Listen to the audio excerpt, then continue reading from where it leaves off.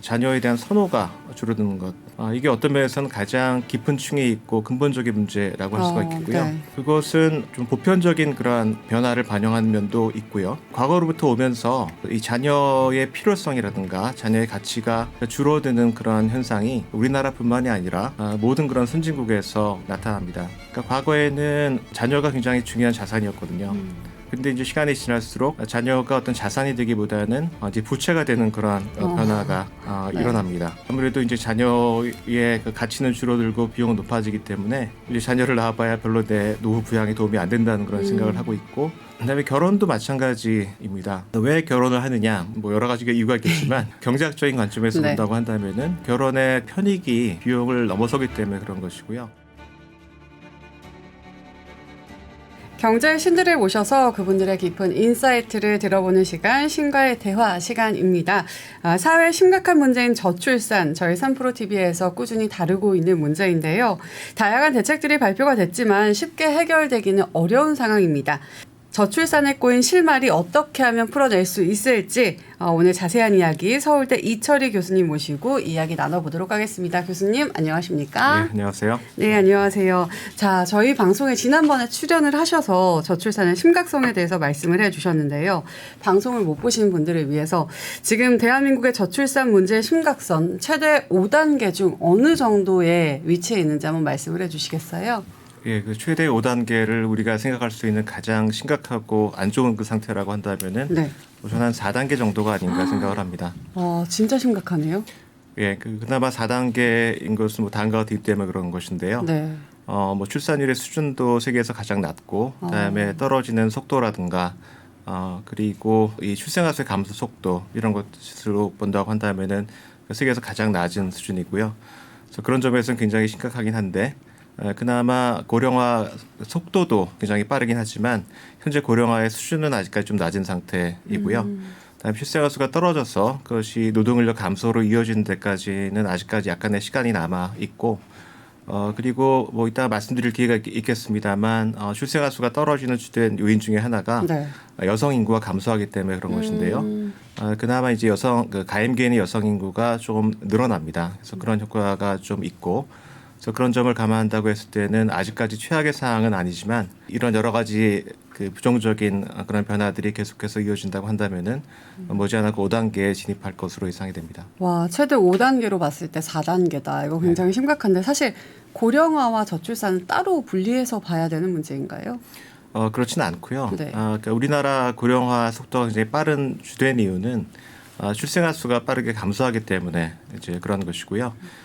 그리고 뭐 흔히들 많이 이것을 분리합니다만 빠른 고령화나 고령화가 가져올 문제에 그 요인이 되는 것들하고 저출산의 요인이 되는 것들 중에서는 상당히 겹치는 것들이 많이 있습니다. 그러니까 네. 해결책도 겹치는 것이 많이 있고요.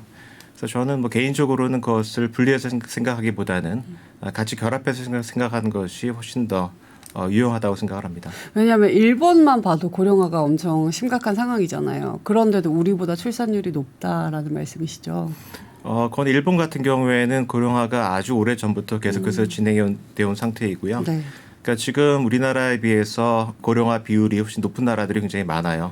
이제 그런 나라들 같은 경우에는 출산율은 상당히 서서히 떨어졌고, 반면에 사망률이 빨리 떨어지고 고령화가 이제 진행이 되는 그런 상황을 볼 수가 있는데, 우리나라 같은 경우에는 그에 비해서는 빠른 시간 안에 출생아 수가 굉장히 빠른 속도로 감소를 하고, 이것이 고령화 비율을 높이는 요인으로 작용하고 있다는 데서 이 점진적으로 고령화를 경험했던 다른 선진국하고는 약간 그 경험이 다르다 이렇게 말씀드릴 수가 있겠습니다. 그렇다면 우리나라가 출생아 수가 빠르게 감소한 이유, 그 원인부터 분석을 해야 될 것 같은데 저출산의 원인을 뭐라고 생각을 하세요? 그거를 뭐 딱 한 가지로 단어해서 얘기하기는 네. 굉장히 어렵습니다. 굉장히 여러 분들이 이거에 대해서는 의견을 많이 가지고 계시고 네. 뭐 이게 저출산의 문제다 그렇게 말씀하시지만 저는 이것이 굉장히 우리 사회에 복합적이고 그다음에 다양한 층의 문제를 반영한 것이라고 생각을 하고요. 그래서 이것을 좀 나눠서 하나하나 따져봐야 된다고 생각을 합니다. 그래서 지난번에 제가 나와서 네. 이 저출산의 요인을 말씀드리면서 이것을 다른 재화에 대한 수요하고 비유를 해서 이게 비용 문제하고 네. 소득 문제, 선호의 문제로 나눠서 봐야 된다고 말씀을 드렸는데요. 네. 그걸 이제 좀 자세하게 말씀을 드리자면 이렇습니다. 우선 비용 같은 경우에는 자녀를 키우는데 들어가는 비용이 과거에 비해서는 많이 올라가고 있는 것을 볼 수가 있고요. 그건 우선 금전적인 비용이 높아집니다. 그러니까 왜 금전적인 비용이 높아지느냐? 우리 사회의 불평등도 심화가 되고 노동시장에서의 경쟁도 강화가 되고 그러다 보면 아이를 굉장히 잘 키워내지 않으면 나중에 실패를 하겠죠. 네. 그러려면 교육 투자를 많이 해야 되고 그러려면 아이를 키워내는데 상당히 비용이 많이 들어가게 되는 것이죠. 그다음에 노동시장에서는 뭐 여성들이 과거에 비해서는 커리어를 쌓고 일을 많이 하려고 하는데 뭐 그거에 비해서는 여건이 별로 좋지 않고 그러다 보면 소위 그 출산과 결혼의 페널티라고 불리는 그러니까 결혼하고 출산을 하면은 여성들이 여러모로 손해를 보는 그것이 더 강화되는 면이 있고요. 그거는 결혼이나 출산의 비용 가운데에서 소위 기회 비용에 해당이 됩니다. 그러니까 자녀를 낳았을 때 포기해야 되는 것들이 굉장히 많이 늘어나는 이제 그러한 현상을 볼 수가 있겠고요. 이제 이게 이제 비용 요인이라고 할 수 있겠고 소득 요인은 결국 나중에 자녀를 낳아서 키울 수 있는 경제적인 여건이 돼야만 이제 자녀를 낳을 수가 있는데 그게 점차 어렵게 된다는 것이죠. 그 이유는 뭐 우리나라가 외환위기 이후에 노동시장의 상황이 많이 변했고 일자리도 많이 양극화가 되고 있고 그다음에 일자리 불안정성이 높아지고 있습니다. 그렇기 때문에 특히 젊은 세대 같은 경우에는 앞으로 내가 충분히 소득을 얻어서 가정을 꾸려나가고 아이를 키워낼 수 있을까에 대한 의구심을 갖게 되는 네. 면이 있고요. 그래서 그런 점에서 자녀를 키울 수 있는 경제적인 여력도 굉장히 나빠지고 있고 근데 마지막으로 말씀드릴 수 있는 것은 자녀에 대한 선호가 줄어드는 것. 이게 어떤 면에서는 가장 깊은 층에 있고 근본적인 문제라고 할 수가 있겠고요. 네. 그것은 좀 보편적인 그러한 변화를 반영하는 면도 있고요. 이제 과거로부터 오면서 이 자녀의 필요성이라든가 자녀의 가치가 줄어드는 그러한 현상이 우리나라뿐만이 아니라 모든 그런 선진국에서 나타납니다. 그러니까 과거에는 자녀가 굉장히 중요한 자산이었거든요. 근데 이제 시간이 지날수록 자녀가 어떤 자산이 되기보다는 이제 부채가 되는 그런 변화가 네. 일어납니다. 그래서 아무래도 이제 자녀의 그 가치는 줄어들고 비용은 높아지기 때문에 자녀의 필요성이 좀 줄어드는 그런 면이 있고요. 뭐 과거에는 그리고 가족이 있고 자녀가 있어야 자기 생활이 이제 보장이 됩니다. 네. 그런 점이 있는데 이제 그런 장점도 점점 사라지고 있고요. 이제 자녀를 낳아봐야 별로 내 노후 부양에 도움이 안 된다는 그런 생각을 하고 있고, 그다음에 여러 가지 사회보장제도도 나타나면서 이제 자녀가 없더라도 살 수 있는 면이 생기고 있고요. 그다음에 결혼도 마찬가지입니다. 왜 결혼을 하느냐, 뭐 여러 가지 이유가 있겠지만 경제학적인 관점에서 네. 본다고 한다면은 결혼의 편익이 비용을 넘어서기 때문에 그런 것이고요. 근데 경제학자들이 흔히 얘기하는 결혼의 중요한 편익이라고 하면은 결혼해서 만들어지는 이제 공공재입니다. 그러니까 결혼해서 같이 살게 되면은 분업을 할 수도 있고요. 그다음에 여러 가지 경제적인 어려움이 닥쳤을 때 둘이 같이 살기 때문에 그것에 이제 대응하는 능력도 커질 수가 있고 그런 점이 있는데, 근데 사회가 달라지게 되면서 그런 이 결혼의 편익이 줄어드는 것이죠. 과거 같은 경우에는 한 사람이 일하고 한 사람은 집에서 전적으로 가사 일을 하기 때문에 네. 이제 그게 생산성을 높이는 그런 면이 있었는데 지금 이제 같이 일을 하고 여성과 남성의 차이가 이제 줄어들게 되고요. 이제 그러면 가정 내에서의 분업 효과도 뭐 줄어들게 되는 것이고요. 이 결혼의 편익이 주는 거는 뭐 전 세계적으로 다 일어나는 그런 현상인 것 같습니다. 근데 여기 이제 덧붙여서 우리나라 같은 경우에는 앞서서 말씀드린 그런 과거의 사회경제적인 변화 때문에 특별히 그 자녀에 대한 선호가 떨어지는 그런 현상이 이제 일어나는 것이고요. 네. 이제 그 중에 하나는 조금 전에 비용에 대해서 말씀드리면서 나왔던 어떤 경쟁이라든가 불평등의 문제입니다. 지금은 뭐 자녀가 내 노후 보장의 중요한 수단이 아니기 때문에 자녀를 낳는 굉장히 중요한 이유는 자녀를 낳으면 자기가 행복하기 때문에 그런 것이죠. 네. 아이를 보면서 느끼는 행복감이라든가 키우면서 느끼는 행복감 같은 것인데 뭐 낳자마자 자녀가 교육 경쟁에 이제 휘말리게 되고 부모도 그것 때문에 굉장히 심적인 그 비용을 많이 이제 치를 수밖에 없는 구조고요. 그러니까 뭐 한마디로 말씀드려서 그 아이가 행복하지 못하기 때문에 그 아이를 낳아도 부모가 행복하지 못한 그러한 사회가 되는 것이 자녀에 대한 선호가 줄어들고 자녀를 이제 별로 낳고 싶지 않다라는 그러한 생각이 들게 만드는 그 주된 요인이 아닌가 생각을 합니다. 자녀가 자산이었는데 부채가 됐다라고 말씀해 주셨잖아요. 교수님도 자녀가 있으시죠? 네, 둘이 있습니다. 부채가 둘이나 있다라고 생각하시나요? 예, 근데 그거는 이제 네. 얼마만큼 방금 말씀드렸던 것처럼 경제적인 면에 있어서는 그 부채가 이제 많은 것 같고요. 네. 뭐 제 세대의 대부분은 이제 자녀로부터 부양을 받는다고 기대를 하는 분들은 많지는 않을 것 같아요. 근데 얼마나 이제 자녀를 기르는 것에 있어서 보람을 느끼고 거기서 행복감을 느끼는가, 이제 그것이 자녀를 키우는데 들어가는 나의 그 노력과 비용보다도. 힘든 것을 얼마나 능가할 수 있는가가 네. 이제 중요할 것 같은데, 근데 이것을 보여주는 굉장히 흥미로운 그 연구가 있어요. 두 가지인데, 그 제가 과거에 네. 나이가 든 자녀를 가진 사람이 노후에 은퇴를 늦게 하고 일을 더 하는가 하는 그런 걸 봤는데, 한 1990년대 중반까지는 네. 나이 든 자녀가 있으면은 이 부모가 일찍 은퇴를 합니다. 근데 2000년이 넘어서게 되면은 나이 든 자녀가 있으면은 오히려 은퇴를 늦게 하는 것이 있고요. 더 일을 해서. 예. 또 최근 연구를 보게 되면은 그 중에서도 특히 아들이 있는 고령자 같은 경우에는 은퇴를 더 늦게 합니다. 그거는 그만큼 부모님의 도움을 계속해 받는다 이렇게 네. 해석하는 거죠. 아들이 아무래도 이 키워내는데 더 그것이 어렵고 비용도 많이 들어가기 때문에 그런 현상이 일어나는 것이고요. 그래서 그걸 보면은 꽤 오래 전부터 자녀가 이제 부모에게는 적어도 경제적인 면에 있어서는 이제 부채로 변한 지가 꽤 오래됐다. 그렇게 볼 수가 있을 것 같아요. 조금 마음이 아픈데요. 일단 저출산의 문제의 핵심이 교수님께서는 비용, 소득, 선호도의 문제이다라고 말씀을 해주셨는데 들어봤더니 저도 그런 것 같아요. 저는 아직 결혼을 안 했거든요. 제가 왜 결혼을 안 했을까 생각해보면 못했을 수도 있지만 아직은 안 했거든요. 안 한 이유는 뭔가 내가 결혼하면 일자리도 잃을 것 같고 거기다가 출산까지 더해진다면 진짜 나는 일과는 더 멀어질 것이고 너무 조금 무서워요. 예. 그런 무서움이 더 큰 것 같아요. 돈은 그 뒤에 뒤따라오겠지만 일단 일자리를 잃는다는 것 그게 가장 무섭고 그리고 여자로서 뭔가 더 빨리 늙고 더 무서워요. 예. 이런 게 다 교수님께서 말씀하신 것과 다 일맥상통하는 것 같은데 이 일자리의 질이 특히나 출산에 있어서 영향을 크게 미칠 것 같거든요. 예. 저출산과 어떤 영향이 있을까요? 아무래도 뭐 결혼을 하고 네. 그다음에 자녀를 낳는 결정이라고 하는 것이 먼 미래를 내다본 결정이죠. 이 뭐 수십 년을 가는 것이고 그다음에 다음 세대까지를 봐야 되는 그런 결정이기 때문에 섣불리 할 수가 없고 앞으로 내 장래가 좀 안정적이고 내가 어느 만큼 살 수 있겠다라는 그런 그 생각이 들어야 그런 결정을 할 수가 있을 텐데 그것에 영향을 주는 가장 그 중요한 요인이 그 자기 일자리의 그 질입니다. 네. 그러니까 지금 일자리가 있느냐 없느냐도 물론 중요하지만 그것이 얼마나 안정적이고 내가 노후까지 일을 계속하면서 맞아요. 안정적인 소득을 얻을 수 있는가 하는 것이 굉장히 중요한 관건이고요. 그래서 일자리 질이 그 나빠지면서 결혼을 안 하고 출산을 안 하게 된다라는 그러한 연구 결과가 여기저기 많이 쌓이고 있어요. 근데 뭐 미국의 사례를 본다고 한다면은 네. 가장 대표적인 사례가 미국의 그 제조업이 한 2000년부터 쇠퇴하기 시작합니다.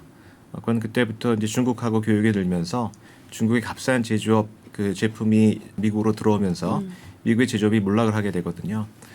그래서 뭐 데이비드 아우터하고 그 동료 연구자들이 이제 분석한 결과를 보면은 그렇게 해서 그 지역의 제조업이 무너지고 제조업 일자리가 많이 줄어들게 되면은 그 지역에 사는 그 여성들의 결혼율이 줄어듭니다. 그러니까 결혼하는 여성의 비율이 줄고 출산율도 떨어지고 하는 그러한 경향이 발견이 되고요. 우리나라에 대해서는 제가 그걸 좀 들여다봤더니 우리나라도 비슷한 현상이 일어납니다. 그러니까 뭐 우리나라는 제조업 고용 비율이라고 하는 것이 미국의 경우처럼 뭐 교육에 따라서 그렇게 줄어드는 그런 것은 아니고 다만 과거에 그 어떤 지역에 공단이 건설되었는가 그렇지 않은가 하는 그 여부에 따라서 지역의 제조업 고용 비율이 많이 결정이 되는데요. 지역의 제조업 고용 비율이 높아지게 되면은 결혼하는 비율이 높아지게 되고 그다음에 결혼한 사람들의 출산율이 높아지는 그런 현상이 나타나는 것을 발견할 수가 있었고요. 그리고 아주 구체적인 사례를 본다고 한다면은 2014년에 이천에 네. SK 하이닉스 공장이 건설이 됩니다. 네. 그래서 2015년에 완공이 돼서 그 지역 경제에 상당히 그 이바지를 하게 됐는데 이제 그 사례를 보니까 이천하고 여러 조건이 비슷한 다른 그 도시에 비해서 이천의 결혼율, 그다음에 유배우 비율, 유배 출산율이 다 그 위에 올라가는 그런 현상이 이제 발견이 되는 것을 볼 수가 있어요. 이제 왜 그런 거 아니 꼭 이게 제조업의 문제만은 아니고 제조업은 그 일자리의 질을 보여주는 하나의 이제 지표라고 볼 수가 있는데 네. 제조업이 그 지금 뭐 다른 과거에 비해서는 많이 지위가 쇠퇴한 것은 사실이긴 하지만 여전히 평균적으로 봐서 다른 그 이 업종에 비해서는 임금이 높고 비교적 안정적인 일자리로 이제 꼽히는 그런 곳이죠. 그렇기 때문에 그 지역에 그 임금이 비교적 높고 안정적인 일자리가 많이 있으면은 직접적으로 거기 있는 그 젊은이들도 수혜를 고용돼 있는 젊은이들도 수혜를 받고 그다음에 그 지역에 있는 다른 사람들에게도 말하자면 혜택이 있기 때문에 이제 그런 현상이 일어나는 것으로 파악이 됩니다. 그렇다면 이 안정적인 일자리 창출이 우선일 것 같은데 우리나라에서 창출이 될 수 있을까요? 어떻게 생각하세요? 글쎄요, 뭐 지금 과거의 여건으로 본다고 한다면은 별로 이제 그렇지는 못한 것 같고요. 그리고 뭐 우리나라의 큰 기업들도 좀 여러 가지 여건 때문에 우리나라에 공장을 짓기보다는 아무래도 해외로 공장이 많이 나가는 그런 네. 현상이 발견이 되죠. 그리고 그 노동시장의 여러 가지 경제성 때문에 오히려 비정규직이 더 많이 늘어나는 그런 추세에 있고, 그래서 과거의 그런 추세를 본다고 한다면은 그 추이가 별로 긍정적이지는 못한 것 같습니다. 그래서 이거는 뭐 앞으로의 노력 여부에 따라서 결정이 될 일이라고 생각을 하고요. 그러니까 이제 외부로 빠져나가는 그런 공장이라든가 그런 시설 설비를 얼마나 그 국내에 특히 이제 지방에 얼마나 유치할 수 있을 것인가 하는 그런 것들이 굉장히 중요한 요인이 될 것이고, 네. 그다음에 일자리의 질을 높이기 위해서 여러 가지 노력을 하고 있는데 이제 그게 얼마나 이제 성공적으로 진행이 될 것인가 하는 그러한 요인들에 의해서 그 결정이 되지 않을까 생각을 합니다. 네, 알겠습니다. 이번엔 주거 비용과 저출산의 문제도 연관지어서 좀 생각을 해봐야 할 것 같은데 사실 비용에 대해서 이야기를 해주셨는데 그 중에서 가장 많이 차지하는 지금 대한민국에서 그 비용이 아무래도 주거 비용일 것 같아요. 집이 너무 비싸니까 결혼을 내가 할 수 있을까라는 생각도 하잖아요. 굉장히 영향이 클 것 같은데 어떻게 보시나요? 지금 말씀하셨던 것처럼 뭐 들어가는 모든 결혼 비용 중에서 가장 그 높은 것이 이제 네. 주거 비용이 되겠죠. 그 주거 비용으로 인해서 영향을 많이 받는다라고 하는, 특히 결혼과 출산이 영향을 받는다고 하는 그런 연구가 축적이 되고 있어요. 근데 우리나라뿐만이 아니라 해외도 네. 마찬가지고요. 그래서 대부분 그의 연구 결과는 뭘 보여주냐면은 어떤 지역의 그 주택 가격이 올라가게 되면은 주택을 소유하고 있는 사람들의 출산율은 올라갑니다. 그러니까 자산 효과 때문에 그 네. 부가 늘기 때문에 오히려 출산율이 느는데 주택을 소유하지 못하고 임대를 해서 사는 사람들의 출산율은 떨어지는 그런 효과가 발견이 돼요. 우리나라도 그렇고 다른 나라도 그럼 그렇고. 우리나라로 치면 전세 가격이 올라가면 전세 가격이 올라가면은 그거는 당연히 그 아무튼 전세를 살고 있는 사람들에게 영향을 주겠죠. 네.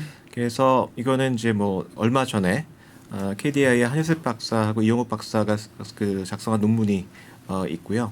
그래서 거기서 굉장히 정치한 분석을 했는데 시군구 수준에서 전세 가격이 올라가게 되면은 이 전세를 사는 사람들의 그 출산율이 떨어지는 그런 영향이 나타납니다. 네. 그래서 저는 이제 그 비슷한 분석을 해본 적이 있는데 이게 어떤 경로를 통해서 영향을 미치는가, 뭐 다양한 경로가 있겠지만 결혼이 하나의 그 경로일 수 있을 것 같고요.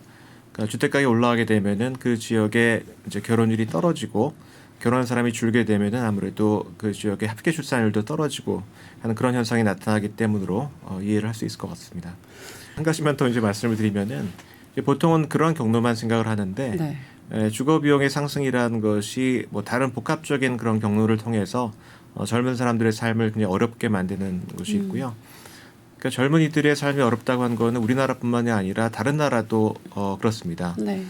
그래서 뭐 청년 세대를 가르쳐서 뭐 제너레이션 로스트, 뭐 잃어버린 세대라든가 일자리가 없는 세대 그렇게 이제 표현을 하는데요. 근데 그렇게 된 그 이유로 이제 공통적으로 꼽히는 것이 두 가지가 있어요. 하나는 인적 자본에 있어서의 미스매치 문제고요. 그러니까 젊은이들이 뭐 학교라든가 아니면 그런 데서 축적해 나간 인적 자본하고 경제에서 요구한 인적 자본이 미스매치가 있기 때문에 젊은이들이 어렵다라는 것이고, 두 번째는 일자리와 그 주거 지역 간의 미스매치입니다. 그것은 우리나라뿐만이 아니라 전 세계적으로 지난 20-30년 동안에 그 대도시의 주거 비용이 굉장히 많이 올랐어요. 네. 근데 젊은이들에게 좋은 일자리를 주거나 좋은 네트워킹의 기회를 주는 이제 그런 것이 주로 대도시가 많거든요. 근데 젊은이들 같은 경우에는 이게 대도시의 그 높은 주거 비용을 감당을 못하고 이제 밀려날 수밖에 없고요. 이제 그렇다면은 좋은 일자리로부터 이제 멀어지는 것을 의미를 한 것이죠. 그리고 이거는 우리나라에도 이제 나타납니다.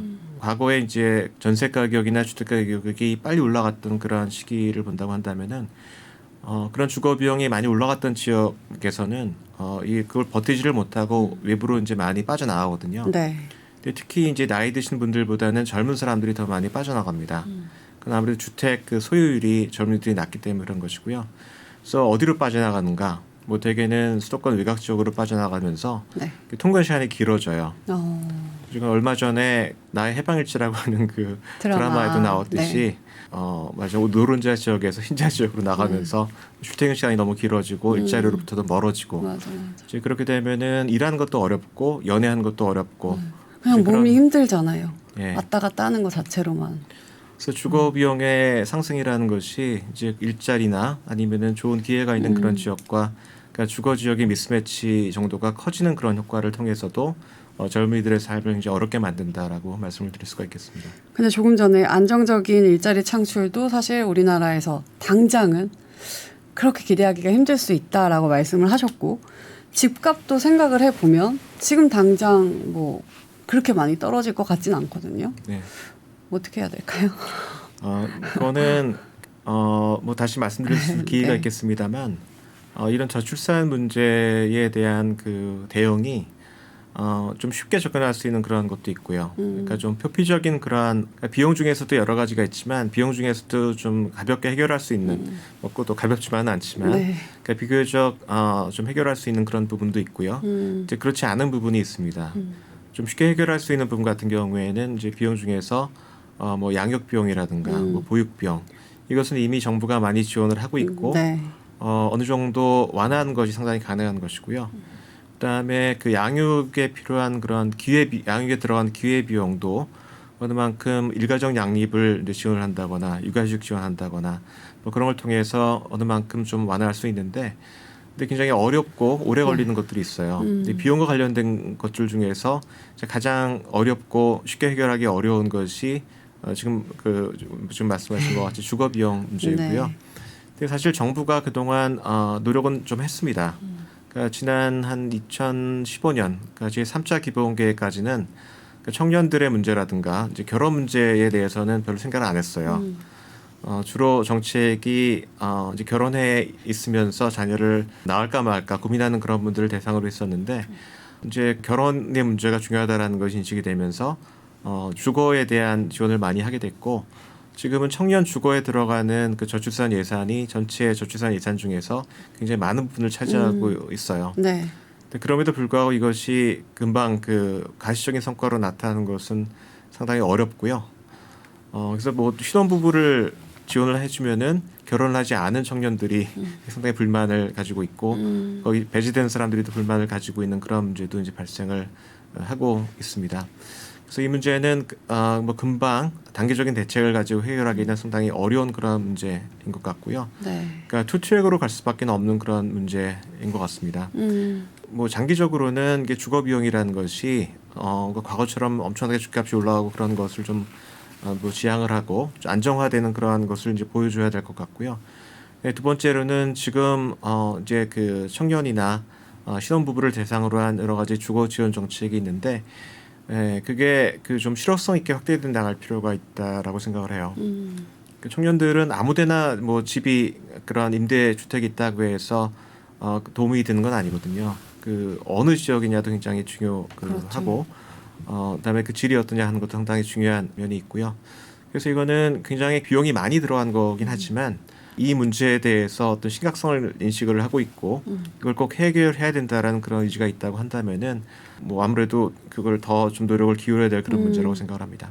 단기적으로 해결할 수 있는 일이 아니기 때문에 장기적으로 계획적으로 해결을 해 가야 한다라고 말씀을 해주셨는데 비용 측면에 대해서 이야기를 했다면 이번에는 성평등 문제에 대해서 좀 이야기를 해볼게요. 성평등 문제도 결혼과 출산의 변화 요인으로 꼽히는 요소 중에 하나인데 성평등에 관한 우리나라의 인식은 어떤가요? 이게 뭐 사람들마다 많이 갈리고 있는 것 네. 같아요. 근데 뭐 전반적인 뭐 객관적으로 본다고 한다면은 그 아무래도 그 성평등의 정도라고 하는 것이 과거에 비해서는 뭐 개선이 된 것이 아닌가 생각을 합니다. 물론 여전히 불만이 많고 이거에 대한 충분하지 않다라는 그 것에 대해서는 저도 동의를 하고요. 여러 가지 면에서 성평등 지수를 다른 OECD 국가들하고 비교를 하면은 우리나라가 아직까지 굉장히 많이 떨어지는 건 사실입니다. 근데 그럼에도 불구하고 추이를 본다고 한다면은 뭐 적어도 20년 전, 30년 전에 비하면은 이제 개선이 있었다라는 것이고요. 근데 문제는 이것이 개선됐다고 해서 그 성평등으로 인해서 뭐 결혼을 하거나 출산하는 것이 어렵게 되는 것이 좀 완화됐냐면은 전혀 그렇지는 않습니다. 그러니까 왜 그런 거 하니? 이것은 결국은 여성들이 가지고 있는 기대라든가 여성들의 그런 변화하고 그다음에 이 성평등 정도의 그 변화의 속도를 이제 비교를 해봐야 되는데 네. 이 여성이나 우리 그 다른 사회의 그 변화에 비해서 성평등의 개선의 속도가 너무 느리다. 이렇게 말씀을 드릴 수가 있겠고요. 그래서 이렇게 이제 표현을 할 수 있을 것 같아요. 이제 경제학에서는 이제 유보 수준이라는 그 표현이 있어요. 네. 보통 유보 임금이라는 그런 단어에 많이 쓰는 것인데요. 그러니까 유보 임금이라고 하는 건 뭐냐면은 내가 이 정도 임금은 받아야 일을 하겠다라는 거죠. 그 임금이 너무 낮으면 아예 일을 안 하는 그런 현상이 발생하는데 저는 이것을 이제 결혼 그의 질에 대한 유보 수준이 굉장히 빠르게 높아졌다라는 표현을 쓰고 싶어요. 네. 그 이유는 이제 몇 가지가 있습니다. 하나는 이제 여성이 과거하고는 많이 다르다라는 것이죠. 그런데 여성의 교육 수준도 높아지고 있고, 그다음에 여성의 그 기대도 높아지고 있고, 그다음에 그 노동시장에서 내가 커리어를 쌓아가야 되겠다고 하는 그런 의지도 강해지고 있고, 네. 그 준비도 과거에 비해서는 훨씬 더 개선이 된 상태입니다. 뭐 지표를 몇 가지 말씀을 드리면은 일단 교육 수준도 2009년을 기점으로 해서 대학에 가는 이 신입생 중에서 그 여성이 그 대학 진학률이 훨씬 더 높아졌어요, 남성에 비해서. 뭐 상당히 지금 격차가 네. 많이 벌어졌고요. 그다음에 대학을 가서 그 전공 선택에 있어서도 뭐 과거에는 여성의 전공이라고 하는 것이 그 노동시장에 이렇게 유리하지 않은 전공이 상당히 많았습니다. 여성들이 주로 많이 가는 그런 전공이 있었는데 그러한 전공의 격차도 지난 30년 동안에 굉장히 많이 줄어들었어요. 그래서 한마디로 말하자면 여성들이 훨씬 더 노동시장에 나가는 그 준비가 잘 돼 있다는 것이고요. 그리고 뭐 여기에는 이제 기대도 변화가 있었겠죠. 그러니까 과거에 그 우리 부모들 같은 경우에는 딸하고 아들에 대한 기대를 좀 달리 했었는데 그게 지난 20년 동안이 많이 변해서 지금 이제 그런 기대의 차이가 이제 없어졌습니다. 아들에 비해서 딸에게 투자를 덜하는 그런 경향도 없어졌고요. 그래서 그러한 여러 가지 것에 힘입어서 노동시장에서도 그러한 변화가 사실 나타나고 있습니다. 네. 그러니까 시험으로 결정되는 것, 그러니까 어떤 여성에 대한 차별의 요소가 전혀 없는 그런 예를 들어 뭐 고시라든가, 네.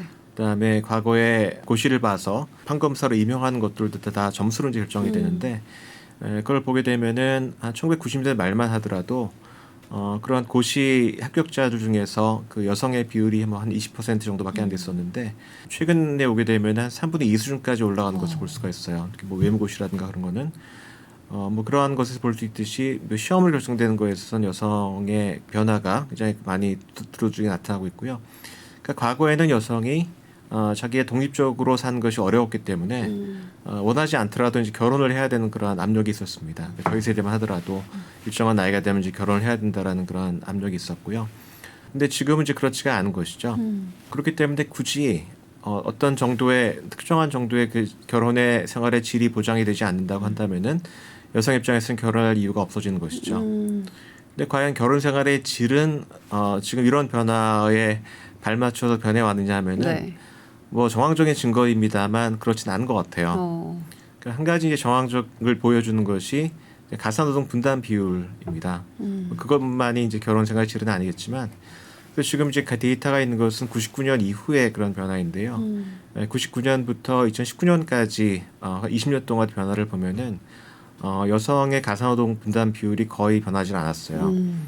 지금 맞벌이 그 여성이라 하더라도 그 가사노동의 80% 이상을 하고 있고요. 그게 뭐 20년 전하고 큰 차이는 없습니다. 그러면 일은 일대로 하고 또 집에 가서 또 노동을 네. 하고 가사 노동을 하고. 네, 그렇기 때문에 네. 또 그 과거에 비해서 훨씬 더 내가 노동시장에서 일을 하면서 내가 성공을 해야 되겠다고 생각을 하고 있는 여성이라고 한다면은 결혼을 하면은 내가 굉장히 손해를 보거나 이걸 포기해야 될지도 모른다라는 그런 생각이 있을 수가 있고요.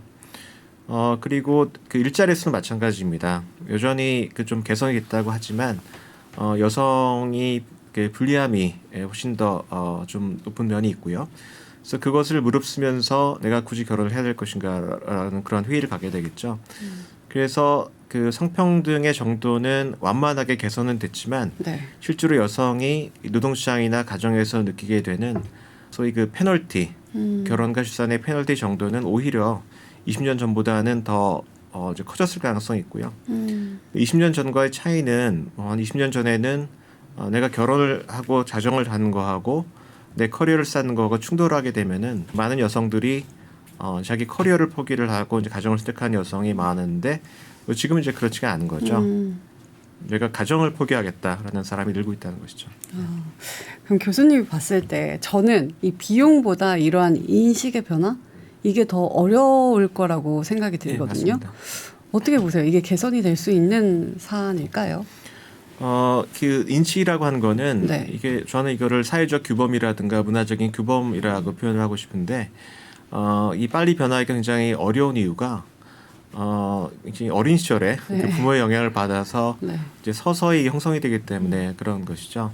그래서 내가 지금 나이가 들어서 커서 결혼할 나이가 돼서 여러 가지 여건도 변하고 결혼 시장 여건도 변하지만 나의 태도라든가 그것은 금방 변하기는 어려운 거예요. 그래서 그렇지만 최근의 세대를 보게 되면은 이제 그런 것이 변하는 것은 있습니다. 그래서 그거는 시기에 따라서 빨리 변할 수는 없지만 세대가 변하고 그 세대가 가졌던 그 부모님들의 영향이라든가 그런 것이 서서히 이제 변하면서 네. 더 조금씩은 낮을 거라고 생각을 하고요. 그다음에 뭐 학교에서의 교육이라든가 그런 것도 과거에 비해서는 많이 변했던 것 같아요. 그래서 그러한 교육을 받고 자라난 세대가 이제 성인이 되는 그런 때가 되게 되면은 과거에 비해서는 좀 많이 낮지 않을까 하는 생각을 합니다. 그럼 저의 생각을 저의 다음 세대가 또 받아서 앞으로 그럴 수밖에 없고요. 네. 예를 들어 90년대 이후에 이제 대학을 가고 한 그 세대 같은 경우에는 그 부모 세대도 과거하고 좀 많이 다르죠. 네네. 그런 태도가 그 영향을 받고 자라난 아이들 같은 경우에는 네. 저희 세대하고는 아무래도 그런 태도나 문화적인 규범이 달라질 가능성이 있다라고 말씀을 드리고 싶어요. 네, 저부터 좀 인식을 변화를 시켜야 될 것 같은데 지금 저출산의 원인과 분석에 대해서 이야기를 하고 있는데 조금 더 깊이 들어가 보도록 할게요. 우리나라가 급하게 출생아 수가 감소하고 있다라고 말씀을 해주셨잖아요. 그 요인으로 교수님께서는 가임기 여성 인구 그리고 여성 유배율 비율, 유배율 출산율에 의해 결정이 된다라고 하셨는데 근거가 있을까요? 출생아 수라고 하는 거는 네. 뭐 여러 가지 그 요인이 있겠지만 우리나라 같은 경우는 대부분 결혼을 해야만 자녀를 낳는 그런 사회입니다. 되게 비혼 출산이 전체 출산의 한 2% 정도밖에는 설명을 안 하고요. 근데 물론 모든 사회가 그렇지는 않습니다. 지금 유럽이라든가 이 북미 같은 경우에는 되게 출생아 수의 40% 내지 한 50%가 비혼 출산으로 이게 태어나고요. 우리나라의 사례를 본다고 한다면 이제 결혼을 해야 자녀를 낳는다라는 공식이 적어도 지금은 성립을 합니다. 그렇다고 한다면 출생아 수가 뭐에서 결정이 되는가? 그래서 첫 번째는 그 여성의 인구이고요. 그러니까 자녀를 낳을 수 있는 그 나이에 있는 여성의 인구가 얼마나 많은가? 그다음에 그 여성 중에서 몇 %가 지금 결혼을 해 있는가? 그다음에 결혼한 여성이 얼마나 자녀를 많이 낳는가? 이 세 가지 요인에 의해서 뭐 출생아 수가 결정이 됩니다. 그래서 근데 이걸 나눠볼 필요가 있고요. 이제 왜 나눠볼 필요가 있냐면은 각각의 요인이 다르게 움직입니다. 시기적으로. 그다음에 다른 요인에 의해서 영향을 받고 있기 때문에 왜 출생아 수가 주느냐를 정확하게 보기 위해서는 이 요인별로 나눠서 볼 필요가 있는 것이죠. 네, 한번 나눠볼까요? 예, 그래서 제가 그 91년 이후 데이터를 가지고 요인별 분석을 이제 수행을 했어요. 각각의 요인이 얼마만큼 설명하는가를 이제 보면은 크게 봐서 지난 30년 동안에 우리나라 출생아 수 감소의 가장 주된 요인 그리고 그 소위 상수라고 할 수 있는 그러니까 꾸준히 지난 30년 동안에 출생아 수를 감소시키는 요인으로 작용한 것이 결혼의 감소입니다. 그러니까 과거에 비해서 결혼한 여성들이 많이 줄었거든요. 그렇기 때문에 이것이 뭐 출생아 수를 감소시킬 수밖에 없고요. 비율로 따진다고 한다면은 지난 30년 동안 출생아 수 준 거의 한 3분의 2 정도는 이제 결혼을 안 하는 사람이 늘고 결혼을 늦게 하는 사람이 느는 이 요인에 의해서 설명이 된다고 할 수가 있겠고요. 그리고 뭐 두 번째로는 이제 유배우 출산율인데요. 그건 이제 결혼한 사람들이 몇 명의 자녀를 낳느냐 하는 것인데 이제 그것은 시기에 따라서 좀 변합니다. 그러니까 상수가 아니라 좀 변수였고요. 그래서 뭐 30년 기간을 본다고 한다면은 1990년 초에서 한 2005년까지는 이것이 좀 완만하게 떨어졌어요. 그래서 이것 자체도 출생아 수를 줄이는 요인으로 작용을 했고요. 근데 2005년부터 2012년까지는 이것이 증가를 해서 오히려 출생아 수를 늘리는 요인으로 작용을 했습니다. 그래서 2005년부터 2010년 사이에는 오히려 출생아 수가 한 5만 명 정도 늘었어요. 근데 그 이유가 뭐 결혼도 줄고 여성 인구도 줄어서 원래대로라고 한다면은 출생아 수가 확 줄었어야 되는데 유배 출산율이 빠르게 늘면서 이것을 압도를 한 거죠. 그래서 오히려 출생아 수가 늘었고요. 근데 이게 2012년 이후부터는 좀 양상이 바뀝니다. 그러니까 지난 10년 동안은 모든 요인이 다 출생아 수를 빠르게 감소시키는 그런 쪽으로 작용을 하고요. 그래서 이것을 나눠본다고 한다면은 2012년 이후에 우리나라 출생아 수가 한 24만 명 정도 줄었거든요. 근데 그 중에 한 절반 정도는 역시 결혼이 줄어서 그렇게 나타난 것이고요. 근데 그 비율로 따진다고 한다면 과거에 비해서는 그 공헌도가 좀 떨어진 셈이고요. 반면에 2012년 이후부터는 유배우 출산율도 굉장히 빠르게 떨어집니다. 그래서 그게 출생아 수 감소의 한 40% 정도로 설명을 하고요. 나머지를 이제 여성 인구가 감소한 것이 이제 설명을 한다라고 이렇게 말씀을 드릴 수가 있겠고요. 특히 이제 그 유배우 출산율 준 것의 대부분을 무엇이 설명하냐면은 첫 자녀 출산. 그러니까 결혼을 했는데 첫 자녀를 낳느냐 안 낳느냐 하는 그 결정이 2012년을 기점으로 해서 확 바뀌었고요. 그래서 2012년 이후에 출생아 수가 줄어든 것의 가장 중요한 그 60% 정도가 결혼을 했는데 첫 자녀를 낳는 사람의 비율이 확 줄었어요. 소위 딩크족이라고 하죠. 그 딩크족이 늘어난 것이 지난 10년 동안 출생아 수 감소에 상당히 많은 부분을 설명한다라고 이렇게 말씀을 드릴 수 있겠어요. 주요국에 비해서 우리가 유별나게 이렇게 낮은 이유가 따로 있나요? 그러니까 주요국이라고 하면 되게 OECD 국가들일 텐데요. OECD 국가들하고 비교했을 때는 뭐 우리나라가 압도적으로 출산율도 낮고 지난 30년 동안 출생아 수가 떨어지는 속도도 훨씬 빠릅니다. 근데 이제 주요국 말고 BOECD 국가들하고 비교를 하면은 꼭 그런 건 아니고요. 거의 우리나라 버금가게 출생아 수가 빠르게 준 나라들이 꽤 있어요. 그건 이제 동유럽에 있는 체제 전환국이 이제 그러한 일이 일어났고요. 1990년하고 비교했을 때 우리나라의 최근 출생아 수는 한 35% 정도 돼요.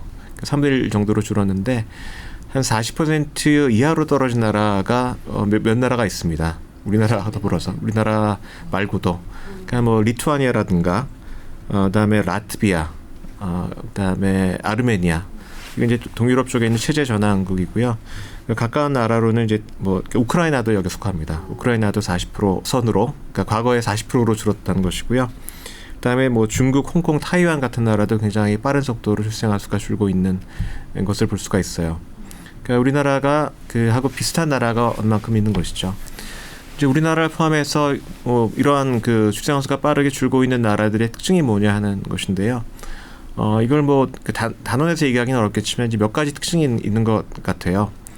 그러니까 우리나라는 우선은 지난 몇십 년 동안에 굉장히 빠른 어떤 경제적 사회적인 변화를 경험을 한 그 나라인 것이죠.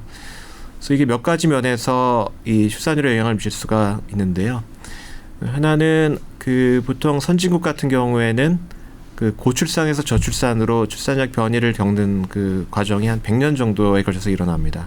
그러니까 19세기 말에서 시작을 해서 20세기를 통해서 쭉 일어나는데 우리나라는 그런 과정이 불과 한 20년, 25년 사이에 일어나게 돼요.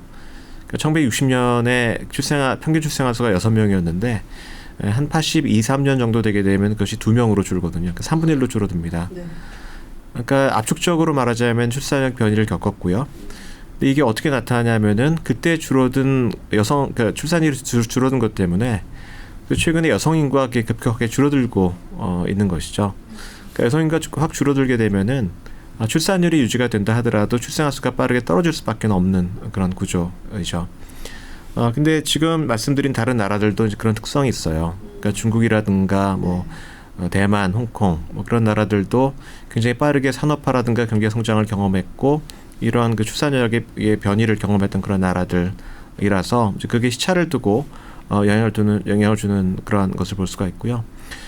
두 번째는 우리나라 같은 경우에는 이제 98년 외환위기 이후에 이 경제가 사실상 약간 하강세로 바뀌었고 노동시장의 여건이라든가 그런 게 많이 나빠졌어요.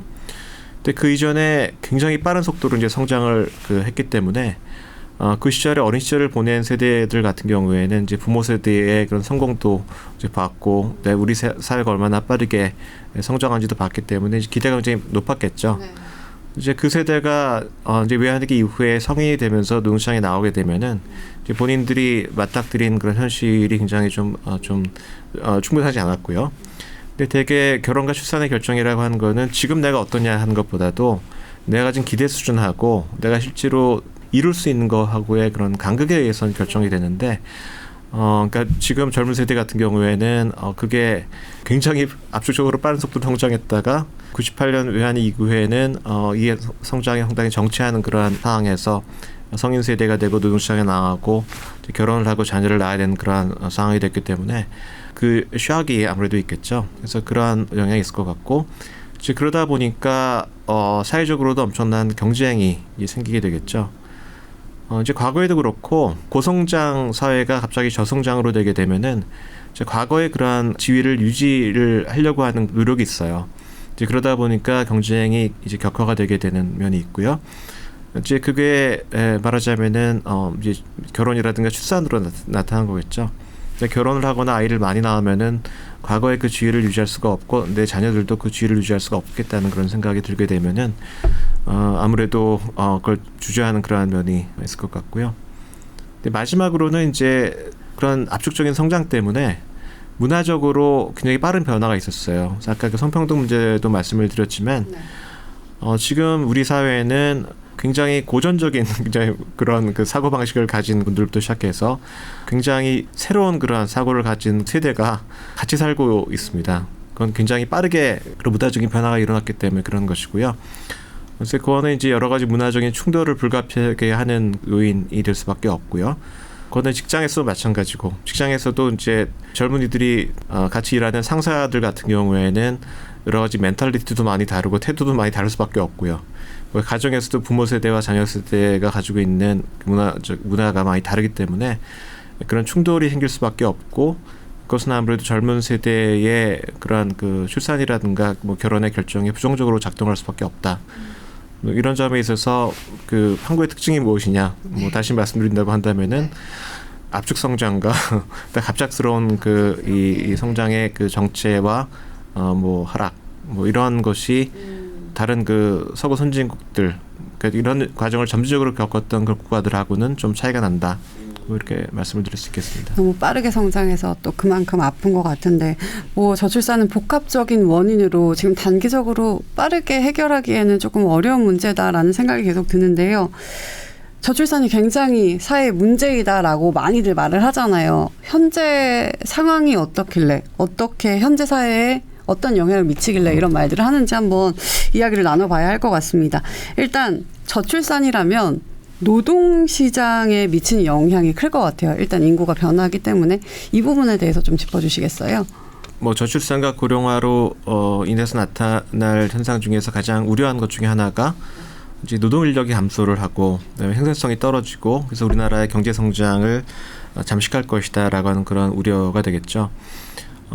앞서서 말씀드렸지만 그 고령화라고 하는 현상은 전체 인구 중에서 고령자 비율이 높아진 현상인데, 출생아 수가 빠르게 떨어지게 되면은 그게 시차를 두고서 노동시장에 있어서의 노동 인력의 고령화로 진행이 됩니다. 전체 인구가 고령화가 되게 되면은 노동 인력이 줄고, 그다음에 노동 인력 가운데에서 고령자 비중이 늘면은 아무래도 생산성이 떨어질 거다 하는 그런 우려가 있는 것이죠. 그리고 실제로 이런 우려를 보여주는 가장 그 주된 지표가 소위 생산 연령 인구예요. 그러니까 15세에서 64세 인구인데, 그게 그 굉장히 빠른 속도로 변해서 2070년이 되면은 근래 수준의 46%로 떨어집니다. 그러니까 절반 이하로 주는 거기 때문에 굉장히 빠른 변화이고요. 근데 이제 제가 좀 말씀드리고 싶은 거는 장기적으로 봐서 이런 추이가 나타나는 것은 맞을 것 같습니다. 근데 여기에 대해서 구체적으로 어떤 대응을 하기 위해서는 노동 인력이 뭐 언제 어떻게 줄고 그다음에 어떤 분야부터 줄고 하는 것을 좀 자세히 봐야 된다고 생각을 하고요. 근데 생산 연령 인구라고 하는 것은 노동 인구를 결정하는 주된 요인이긴 하지만 노동 인구의 정확한 어떤 그 규모를 보여주진 않아요. 왜냐하면 15살이 넘더라도 많은 사람들이 학교에 가고 일을 안 하잖아요. 그리고 우리나라 같은 경우에는 65세가 넘어도 그 한 3분의 1 정도는 일을 계속 합니다. 그렇기 때문에 이것보다는 뭐 경제활동 인구가 어떻게 변하는지를 보는 것이 훨씬 더 정확할 것 같고요. 네. 근데 앞으로 이제 경제활동 참가율이 어떻게 변할지는 잘 모르죠. 그렇기 때문에 뭐 예를 들어서 가장 최근에 뭐 성별, 연령별, 그 학력별 이제 경제활동 참가율이 이제 유지가 됐을 때 어떤 일이 일어나는지를 한번 시뮬레이션 해볼 수가 있겠죠. 네. 근데 이렇게 보면은 이 경제활동 인구 자체는 앞으로 그렇게 빠르게 변하지는 않습니다. 한 10년, 15년 정도는 지금 수준에서 그렇게 많이 떨어지진 않고요. 한 15년, 20년이 지나야 그때부터 이제 본격적으로 이제 떨어지는 그러한 패턴을 이제 보인다는 것이고요. 그다음에 또 우리가 생각해 봐야 될 거는 이런 노동 인구가 과연 얼마나 그 생산성을 유지를 할까 하는 것이죠. 근데 이제 우리나라 그 노동 인구의 변화의 구조를 보게 되면은 두 가지 다른 특성이 나타납니다. 하나는 이 노동시장에 남아 있는 인구가 고령화되는 거예요. 그래서 뭐 조금 전에 말씀드린 시뮬레이션 결과에 따르면은 지금 현재는 전체 노동 인구 중에서 55세 이상 노동 인구가 한 3분의 1 정도를 차지해요. 근데 그 2070년이 되면은 노동 인구의 한 3분의 2가 55세가 넘는 그런 인구가 될 것으로 전망이 됩니다. 근데 만약에 다른 조건이 같다고 한다면은 고령화로 인해서 아무래도 인지 능력도 떨어지고 여러 가지 신체 능력도 좀 떨어지는 면이 있기 때문에 생산성이 떨어질 수 있죠. 근데 이제 이것만 보통 생각을 해서 생산성이 떨어질 거라고 생각을 하는데 우리나라는 좀 다른 특징이 있어요. 그거는 앞서서 말씀드렸지만 그 압축적으로 사회가 변했기 때문에 네. 소위 그 코호트 효과라는 것이 굉장히 강하게 나타납니다. 그러니까 연령만 봐서는 안 되고 그 사람이 언제 태어난지를 봐야 되는 것이죠. 근데 뭐 늦게 태어난 사람들일수록 훨씬 교육 수준도 높고 네. 건강 수준도 높고 여러 가지 인적 자본의 그 질이 더 낮습니다. 그렇기 때문에 그 미래에 이제 고령자가 되는 사람들 같은 경우에는 지금이나 과거 고령자들하고는 좀 다른 것이죠. 훨씬 더 교육 수준도 높고 그래서 뭐 모든 걸 다 고려하진 않고 그 학력이 개선된 효과, 네. 이제 교육 수준이 개선된 효과를 이제 봤는데 이제 그러기 위해서 이제 성별, 연령별, 학력별 그 시간당 임금을 생산성의 지표로 이용을 해서 이제 노동 투입이 이런 생산성을 반영한 노동 투입이 어떻게 이제 변하는지를 이제 볼 수가 있는데요. 물론 그 시간당 임금이 좋은 지표는 아닙니다. 저도 이제 뭐 연봉이 높다고 해서 제가 젊은 교수들에 비해서 생산성이 높냐면 이제 그렇지는 않고요.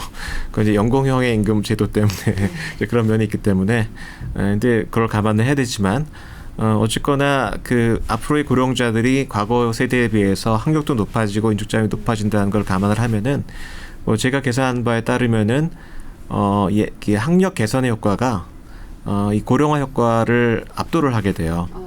그래서 오히려 생산성을 조정한 노동 투입은 사람 머리수만 따진 이 경활 인구 변화보다도 더 느리게 변합니다. 그래서 앞으로 한 15년 동안은 거의 별로 변하지 않아요. 네. 그리고 15년 이후부터 이제 변하지만 그 수준도 뭐 생산 연령 인구에 비해서 훨씬 더 높고요. 그다음에 경활 인구에 비해서도 높고 그러한 이 변화의 패턴을 볼 수가 있고.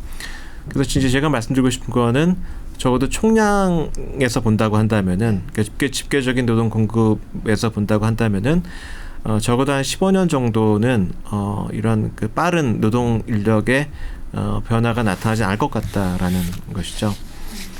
이제 물론 이게 그 우리나라 노동 시장에 있어서의 어떤 수급 불균형 문제가 없다라는 것을 의미하는 것은 전혀 아니고요. 어떤 총량이 이렇게 막 빨리 변한다. 그럼 그 안에서 네, 불균형이 것이죠. 일어난다라는 말씀이세요? 예, 불균형은 이제 여러 가지 이유 때문에 일어나는 것이고요. 왜냐하면은 그 노동 인력이 모두가 똑같지 않아요. 그러니까 노동 인력이 나이 든 사람이나 젊은 사람이나 또는 고학력자나 저학력자가 모두 같다고 한다면은 총량에 있어서의 노동 인구가 많이 안 줄면은 우리나라 노동시장에 불균형이 나타나지 않겠죠. 그렇지만 뭐 나이 든 사람과 젊은 사람은 전혀 다른 인력이고 서로 이렇게 대체 관계 높지 않고요. 뭐 고학력과 저학력도 그렇고 그다음에 산업이나 직종이 다른 사람들도 마찬가지입니다.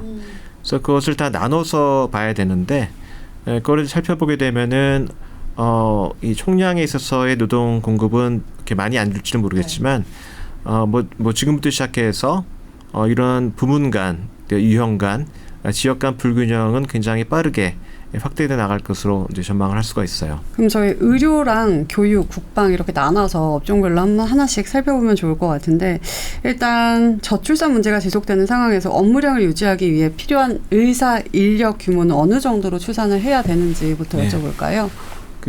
뭐 몇 가지 노동시장의 상황 중에서 이제 그걸 이제 극명하게 잘 보여주는 것이 이제 의사 노동시장인데요. 널리 알려진 것처럼 그 의료 수요가 나이가 들수록 높아집니다. 그러니까 우리나라 그 여러 가지 의료 서비스 쓰신 걸 보게 되면은 고령자들이 많이 쓰시거든요. 그렇기 때문에 인구가 고령화가 되게 되면은 다른 조건이 같을 때 의료 서비스에 대한 수요가 높아지게 되는 것이죠. 근데 이걸 이제 어떻게 볼 것인가 하는 것인데 하나 이제 볼 수 있는 것은 뭐 지금의 의사들이 그 일하는 정도가 똑같다고 이제 가정을 했을 때 그것이 변하지 않는다고 가정했을 때 앞으로 늘어나는 의료 수요를 충족시키기 위해서 의사가 몇 명 더 필요한가 하는 것을 이제 계산을 해볼 수가 있겠죠. 근데 이것을 이제 수요를 보면은 내원일수 기준으로 인구 변화로 인해서 2019년 그러니까 코로나19 직전에 그 내원일수가 대개는 9억 일입니다. 9억 일. 내원일수로 따져서.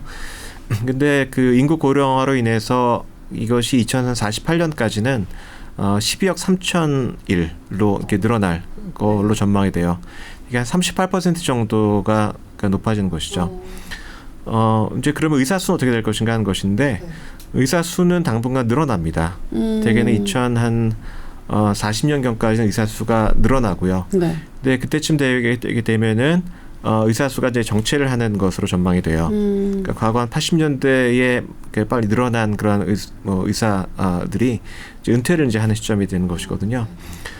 그래서 이제 그걸 가지고 의사들의 내원일수가 똑같이 의사들의 업무량을 똑같이 유지할 때 얼마가 필요하냐 계산을 해보면은 대개 2048년까지 한 22,000명에서 28,000명 정도의 의사 인력이 더 필요하다라는 그런 추정치가 나온 것이죠. 아니 그리고 또 생각해보면 소아과, 산부인과 이런 거는 좀 쇠퇴한다라고 말하기 좀 그렇지만 좀 달라질 것 같거든요. 이게 그 연령별 의료 수요의 패턴이 이제 분과별로 많이 달라요. 네. 그래서 방금 말씀하신 것처럼 그 아동 청소년과 그러니까 소아과라고 하는 아동 청소년과하고 그다음에 이비인후과 같은 그런 과는 아동들의 그 이용 그 빈도가 훨씬 높습니다. 네. 그다음에 산부인과 같은 경우에는 아무래도 젊은 층의 이용이 높고요. 그런데 그렇기 때문에 이런 분야 같은 경우에는 인구 변화로 인해서 오히려 의료 수요가 줄어들어요. 그래서 필요한 의사 수를 계산을 하면 오히려 마이너스로 나옵니다. 근데 이제 그게 그 반면에 어떤 분과 같은 경우에는 압도적으로 고령자들이 많이 이용하는 그런 분과가 있는데요. 예를 들어서 뭐 신경외과라든가 그다음에 외과, 흉부외과 이러한 분과 같은 경우에는 압도적으로 고령자들이 많이 이용을 하시고요. 그렇기 때문에 의료 수요가 느는 것이 훨씬 더 빠릅니다. 그러니까 평균적으로 38%가 된다고 했는데 뭐 외과라든가 흉부외과 같은 경우에는 거의 2배 또는 2배 이상으로 의료 수요가 늘고요.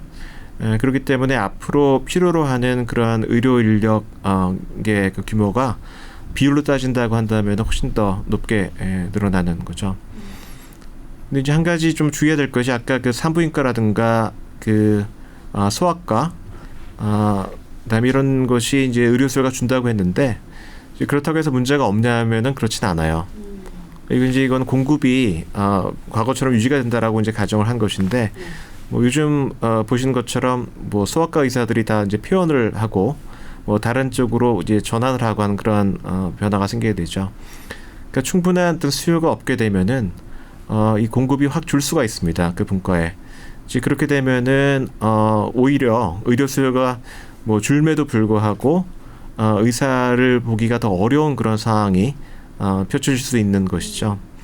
그래서 뭐 두 가지 다 대비를 해야 되는 그런 문제가 있습니다. 근데 뭐 최근에도 환자가 병원에 갔는데 뭐 의사가 없어서 다른 지역으로 옮기기도 하고 뭐 이런 사례들이 있다고 했거든요. 여기에 대해서는 어떻게 보세요? 그러니까 이거는 방금 제가 말씀드린 것은 전국적인 그런 차원에 있어서의 의료 수급 불균형이고요. 이게 지역적인 차원을 더하게 되면은 문제는 더 복잡해집니다. 널리 알려진 바이고 또 의사분들도 그렇게 말씀하시지만 이런 의사들의 또 분포라고 하는 것이 굉장히 또 한쪽으로 몰리고 있는 면이 많이 있죠. 그래서 이런 변화가 이게 지역적으로 본다고 한다면 훨씬 더 불균형이 심하게 나타날 것이다. 특히 지금 인구가 빨리 줄고 있는 지방 같은 경우에는 이게 최소한의 어떤 의료 수요가 충족이 안 되기 때문에 아예 의사들이 곳을 떠나게 되겠죠. 그러면 굉장히 많은 곳에서 이제 의료 취약 지역이 이제 만들어질 가능성이 높고요. 그래서 지금 이대로 이거를 그냥 시장에 맡겨둔다고 한다면은 굉장히 많은 지방에서는 정말 앞으로 시간이 지나면서 의사를 보기가 너무 어려워지고 가까운 응급실로 가기 어려워서 여기저기 헤매다가 이제 뭐 돌아가시기도 하고 이제 그런 일이 더욱더 많아질 것으로 예상이 돼요. 심각한 상황인 것 같은데 저희 다음으로 교육 분야도 짚어보도록 할게요. 일단 교수님께서 가장 와닿으실 것 같은데 지금 뭐 상황만 봐도 지방 대학들이 문을 닫는다 이런 뉴스들 굉장히 많잖아요. 앞으로는 더 심해지겠죠? 최근에 나타난 현상은 이제 앞으로 나타날 그런 그 변화의 빙산의 일각에 불과하고요. 그러니까 이 추정치를 보게 되면은 그 대학 입학 정원하고 그다음에 대학에 진학하는 사람들의 차이가 있겠죠. 근데 이미 이제 대학 정원을 못 채우는 쪽으로 몇 년 전부터 전환이 됐고요. 지금은 그 격차가 한 5만 명 정도 돼요. 근데 이제 5만 명으로 이제 곧 떨어지고 당분간은 그 상태에서 유지가 될 겁니다. 왜냐하면은 우리가 2002년 정도부터는 출산율이나 출생아수가 확 줄지 않고 한 40만 대에서 왔다 갔다 유지가 됐는데 이제 그 사람들이 이제 대학에 진학을 하는 때가 돼서는 크게 변하지는 않고요. 근데 이제 진짜 큰 문제는 2035년경부터 이제 시작이 되고요. 그때가 되게 되면은 이 격차가 더 벌어져서 이것이 한 15만 명까지 늘어납니다. 그러니까 이거는 뭐 지금 지방에 있는 대학뿐만이 아니라 수도권에 있는 일부 그 대학들까지도 이렇게 되면은 상당히 큰 타격을 받을 수밖에는 없겠죠. 그럼 이 문제를 줄이기 위해서는 좀 어떤 개선책이 필요할까요? 이건 굉장히 좀 어려운 문제입니다. 왜냐하면 이게 대학의 문제만이 아니라 지방 대학 같은 경우에는 그 지역 경제하고도 관련이 되어 있는 이슈거든요. 그래서 뭐 일각에서는 이 문제를 해결하기 위해서 그러니까 퇴로를 마련해 줘야 된다. 그러니까 대학이 그런 한계 대학 같은 경우에는 뭐 자산을 처분을 하고 매각을 하고 퇴출할 수 있는 길을 마련해 줘야 된다라는 그런 말씀을 하시는데 뭐 일부 이제 굉장히 어려운 대학 같은 경우에는 이제 그렇게 가는 것이 불가피할 것 같긴 합니다. 근데 방금 말씀드렸던 것처럼 그 지역의 그 대학이 사라지게 되면은 그 대학에 의존을 했던 그 지역 경제, 뭐 거기 굉장히 여러 인프라가 많이 있겠죠. 학생들 기숙사도 있고, 그다음에 여러 그 가게들도 있고, 이제 그런 것들이 엄청나게 타격을 받아가지고 뭐 지역 경제가 휘청거릴 가능성이 있고요. 그래서 이게 쉽게 접근할 문제는 아닌 것 같은데, 저는 뭐 두 가지 가능성을 말씀을 드리고 싶어요. 이게 뭐 제가 교육 전문가는 아닙니다만, 제가 생각하는 거는 하나는 이 대학이 겪는 문제는 수급 불균형의 문제이기도 하지만 대학 재정의 문제입니다. 그러니까 교육기관이 뭐 대학만 있는 것은 아니고 초중고등학교도 있지만 초등학교 학령 인구가 준다고 해서 초중고등학교의 그런 물론 폐쇄가 된 학교는 있지만 교육 시스템 전체가 붕괴되지는 않겠죠. 그 이유는 초중고등학교 같은 경우에는 이제 재정이 그거를 뒷받침하기 때문에 그런 것이죠. 그러니까 거기는 뭐 인구가 아무리 학령 인구가 준다고 하더라도 뭐 재정의 일부 그 퍼센티지를 뭐 교육비로 말하자면 책정을 하기 때문에 재정의 문제는 없는 것이죠. 근데 이제 고등교육 같은 경우에는 그런 거하고는 다릅니다. 그러니까 재정이 부족하고 그다음에 모든 것을 학생들이 내는 수업료에 의존을 할 수밖에 없기 때문에 들어온 학생들이 줄면은 대학이 이제 위기에 빠질 수밖에 없는 문제가 있고요. 근데 이제 대학이라고 하는 거는 한편으로는 교육기관이지만 다른 한편으로는 연구기관입니다. 그다음에 연구기관으로서의 기능 중에 하나는 이제 산업 협력이기도 하고요. 그러니까 그 지역의 어떤 뭐 산업에 도움이 될 수 있는 그런 역할을 이제 할 수 있는 그런 역할을 할 수 있기 때문에 그 재정적인 면에 있어서의 그런 퇴출 압력이 줄어든다고 한다면은 지역의 대학을 그 연구기관 내지는 그런 지역의 어떤 산업협력의 어떤 클러스터 의 어떤 한 축으로 활용하는 그런 방안이 있을 수가 있을 것 같고요. 두 번째는 지금 학령 인구는 줄지만 그것이 어떤 그 교육에 대한 수요 자체가 준 것을 의미하는 것은 아니고요. 그러니까 사회가 굉장히 빨리 바뀌고 뭐 기술도 변하고 그다음에 산업 구조도 변하기 때문에 평생 교육에 대한 수요는 앞으로 굉장히 많이 늘 것으로 그 예상이 돼요. 그러니까 대학에서 전공을 하고 나간다 하더라도 뭐 여러 가지 기술 변화라든가 산업 구조 변화 때문에 중간에 그 뭐 자기가 다른 걸 이제 또 전공을 하고 다른 걸 교육을 받아서 뭐 두 번째 인생을 시작해야 되는 사람들이 그런 니드가 늘거든요. 그래서 대학을 이제 그런 이 평생 교육의 장으로 활용할 수 있는 그런 가능성도 좀 모색을 해야 된다고. 그런데 그러기 위해서는 상당한 많은 변화가 있어야 될 것 같습니다. 그래서 뭐 이제 우리가 남아 있는 시간이 되게 10년 정도. 앞에서 말씀드리겠지만 뭐 당분간 10년, 30년대 중반까지는 지금 어떻게 이렇게 유지를 하고 뭐 외국 유학생들을 더 끌어오고 이제 그런 식으로 유지가 가능할 수 있겠지만 그 이후에 일어나는 그런 변화에 대해서는 굉장히 근본적인 어떤 대책이 좀 마련되어야 하고 뭐 제가 말씀드린 것이 정답은 알 수도 있겠지만 이러한 가능성도 한번 모색을 해보면 좋겠다고 생각을 합니다. 맞아요. 학령 인구는 줄지만 교육의 수요는 계속 늘어나고 있기 때문에 이 점을 좀 활용을 하면 좋을 것 같습니다.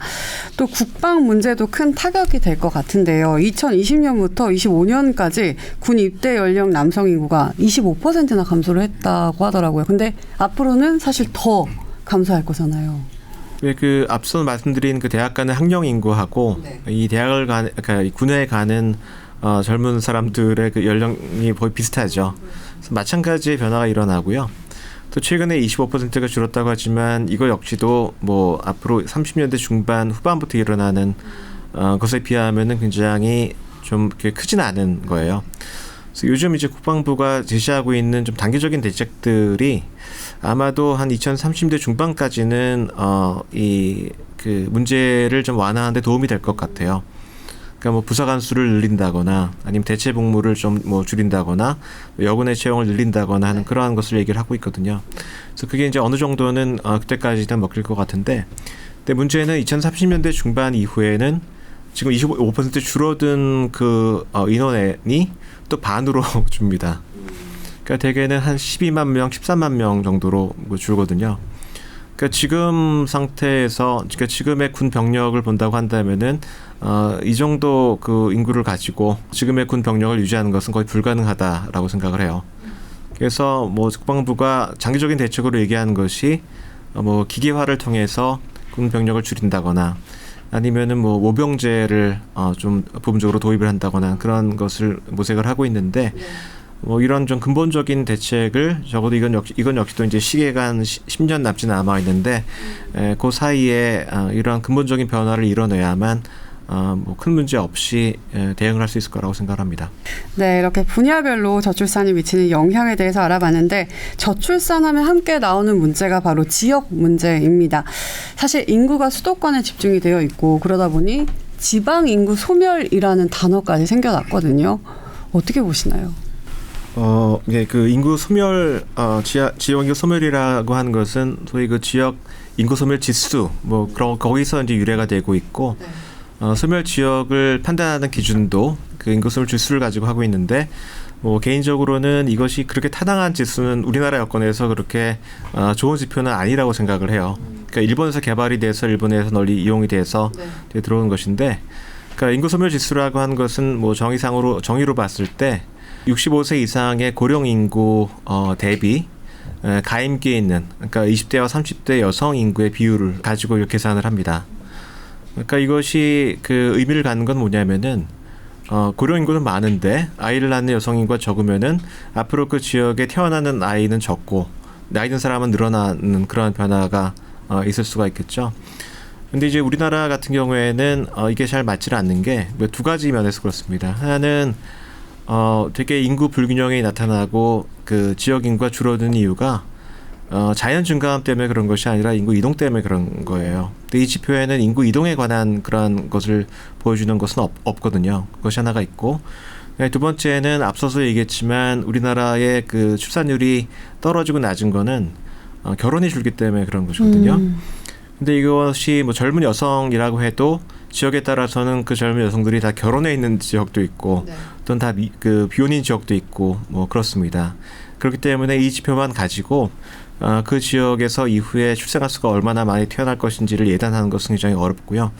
그러니까 이것이 의미는 있고 그 이후에 인구 변화의 예측 지표의 하나일 수는 있지만 이것 자체를 가지고 뭐 요 비율이 0.5 이하면은 인구 소멸 위기이고 뭐 0.4 이하면은 뭐 굉장히 심하게 위험성이 높다. 이제 그렇게 판단하는 것은 좀 문제가 있다고 생각을 하고요.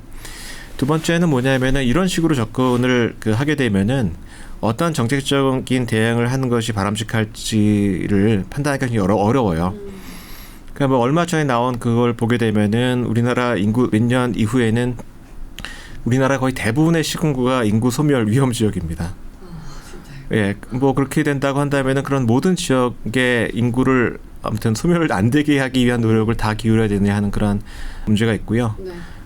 그다음에 인구 소멸 지수 자체가 무엇을 어떻게 해야만 지역의 인구 불균형 문제를 완화할 수 있을지에 대한 답을 주는 것은 아닙니다. 흔히 이제 정치권에서 이것을 가지고 많이 얘기하는 거는 어떤 지방이 소멸되는 것은 우리가 막아야 되지 않겠는가. 뭐 그러한 그 논리에서 소위 지역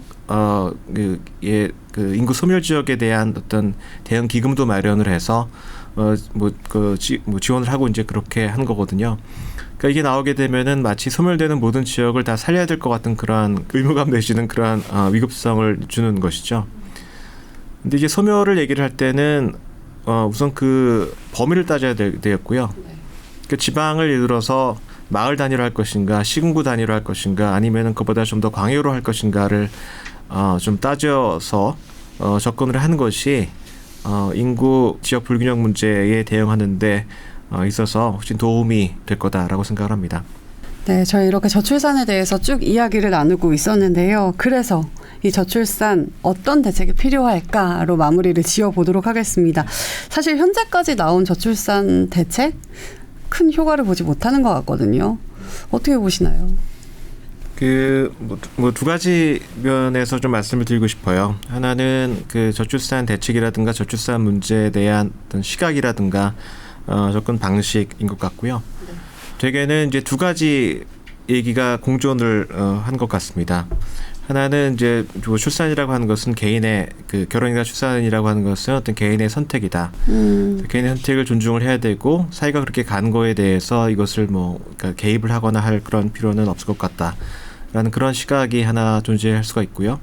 뭐 두 번째는 저출산은 재앙이기 때문에 어떤 노력을 하더라도 여기에 적극적으로 개입을 해서 이것을 돌려놔야 되겠다라는 그런 시각이 있는데요.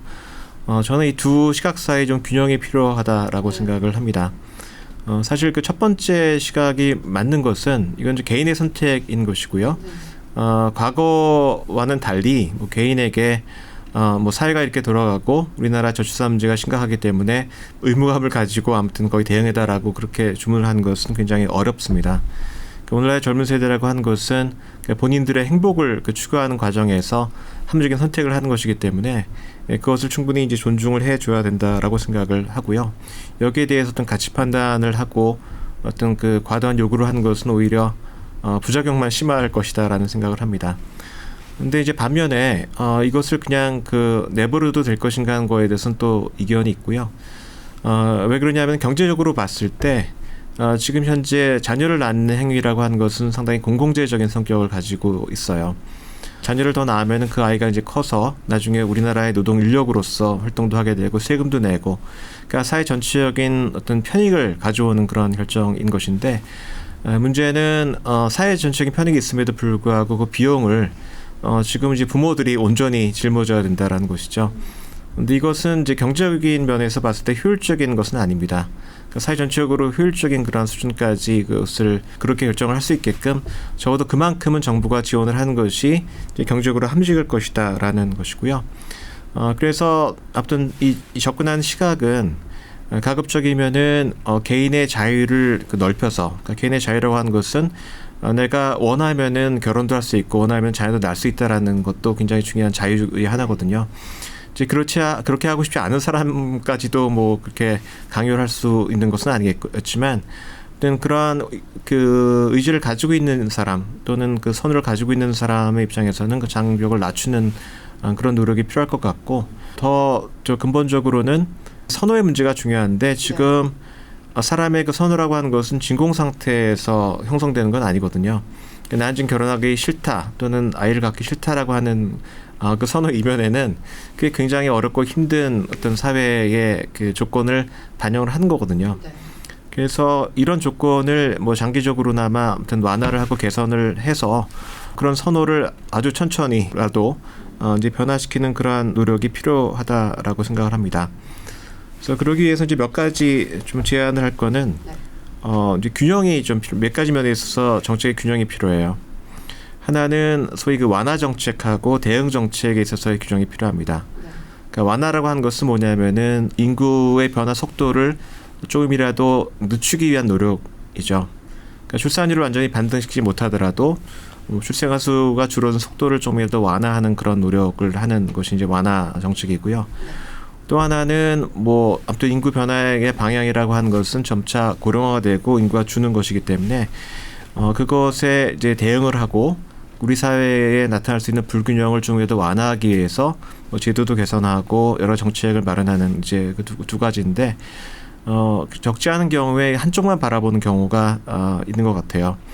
지금은 뭐 출산율이 매년 굉장히 빠르게 주니까 그 언론이라든가 여러 가지 뭐 대중적인 이렇게 빠르게 주는 출산율에 대한 대응에 초점을 너무 많이 맞추는 것 같고, 그 인구 변화에 어떻게 우리가 적절히 대응할 것인가 하는 것은 좀 소홀히 하게 된 면이 또 있는 것 같고요. 반면에 다른 한편에서는 뭐 출산율 떨어지는 건 우리가 어찌할 수 없기 때문에 그건 포기를 해야 된다.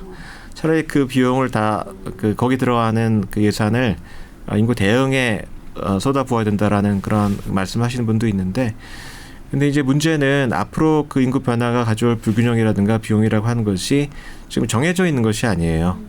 그러니까 앞으로 인구 변화의 속도가 어떻게 되냐에 따라서 우리가 감내해야 될 비용이라든가 그런 것이 달라지기 때문에 뭐 그렇게만 하는 것도 좀 별로 바람직하지는 않고요. 그러니까 완화와 이 대응 사이에 적절한 균형을 찾아야 된다라는 것이고요. 또 하나는 단기 정책하고 장기 정책 사이의 균형입니다. 그래서 어떤 분들 같은 경우에는 뭐 최근에 그런 이 정책들이 되게 근본적이지 않은 단기 정책이라고 비판하시는 분들이 있어요. 그러니까 대부분의 과거 정부도 그렇고 지금 정부도 그렇고 주로 주안점을 간 건 뭐냐면은 보육이라든가 그 양육에 있어서의 그 비용을 줄여주는 것, 그다음에 그런 또 기회 비용을 줄이는 데 초점을 맞추는 그런 정책들을 많이 실시를 하고 있습니다. 근데 이거는 뭐 어쩔 수가 없는 게 지금 빠르게 좀 뭔가를 할 수가 있고 지금 현재의 젊은 사람들에게 바로 영향을 줄 수 있는 그런 정책이 이제 그런 것들이기 때문에 그렇게 하는 면이 있고요. 그래서 그것은 그런 단기적인 정책들은 그대로 상당히 중요하다고 생각을 합니다. 물론 그것이 뭐 근본적인 대책은 아닐 수도 있겠지만, 근데 이제 거기서 머물러서는 안 될 것 같고요. 이제 굉장히 어려운 일이긴 하지만 뭐 장기적인 그러한 이 정책, 또 근본적 구조적인 문제를 해결하기 위한 그런 정책들을 같이 균형 있게 병행해 나가는 그런 노력이 필요할 것 같아요. 아까도 말씀드렸지만 그 기본적으로 아이를 낳고 싶지 않은 그런 사회이기 때문에 그것을 바꾸려면은 뭐 상당히 우리 사회의 여러 가지 구조가 많이 이제 개선이 되고 뭐 노동시장의 여러 가지 여건도 이제 개선이 돼야 되고 뭐 그런 것이죠. 우리 사회 경쟁도 완화를 해야 되고. 근데 그것은 뭐 금방 될 수 있는 것은 아니고 굉장히 오랜 그런 기간이 소요가 되고 상당한 그 비용이 필요한 그런 정책입니다. 근데 뭐 이것을 지금 정치권이나 아니면은 공직을 맡고 계신 분 같은 경우에는 뭐 임기가 이렇게 있는 것이고 지금 그런 노력을 해봐야 그 결과라고 하는 것은 굉장히 훗날 나타나는 것이기 때문에 선뜻 그것을 할 유인이 별로 있는 그런 내용은 아니지만 그럼에도 불구하고 적어도 그런 장기적인 청사진을 제시를 하고 그런 노력을 차근차근 기울이지 않는다고 한다면은 근본적인 그런 변화를 이뤄내는 것은 상당히 좀 어려울 것 같다라고 생각을 합니다. 알겠습니다. 이렇게 해서 오늘은 저출산에 대해서 이야기를 나누고 또 그에 맞는 대책까지 제시를 해주셨는데요. 뭐 개인의 선택을 존중하면서도 정부의 개입, 노력이라는 두 가지 입장이 균형이 잘 맞춰져서 저출산 문제가 근본적으로 잘 해결이 되어서 좀 아이를 낳고 싶은 우리 사회가 되었으면 좋겠습니다. 자, 오늘은 서울대학교 이철희 교수님과 이야기 나눠봤습니다. 좋은 말씀 감사합니다. 예, 감사합니다. 선입관을 갖고 있다가 2주 전에 52주 신고가에서 공부를 해봤더니 회사가 많이 바뀌었네. 52주 신고가. 이렇게 우리가 캔슬링을 하다 보면 야, 참 좋은 회사구나 막 이런 느낌이 막 드는 경우가 있는데 캔슬링. 어떤 기업을 어떻게 분석해야 할지 모르겠다면 더 강력하게 돌아온 기업 탐정 체슬리 시즌 2. 꾸준히 기업을 올바른 방법으로 분석을 하시는 그런 습관을 기르시면 반드시 투자의 고수가 될 거라고 저희는 믿습니다. 그 방법에 저희가 항상 체슬리가 늘 함께 할 수 있도록 노력을 하도록 하겠습니다. 3프로 앱 혹은 영상 하단의 링크를 통해 지금 바로 합류하세요.